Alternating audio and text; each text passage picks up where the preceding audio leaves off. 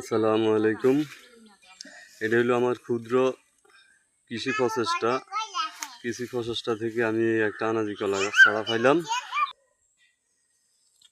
এই যে গাছ থেকে কাটলাম, এটা পড়ে গেছিল সেই জন্যই কাটছি। এখানে আরো কলা গাছ রয়েছে, এগুলো হাইব্রিড আনাজি কলা। ওই যে ওই পাশে আরো আছে, এগুলা হয়তো আগামী বাজারে কাটবো। এটা হলো ঘরের পশ্চিম পাশে, এটা হলো ঘরের উত্তর পাশে, এটাও হাইব্রিড আনাজি কলা। এটা আগামী বাজারে নেওয়া হবে ইনশাল্লাহ, রাজাপুর বাজার। ক্ষুদ্র কৃষি চেষ্টা। এই যে এখানে আরো এক ছড়া আছে ঘরের উত্তর পাশে।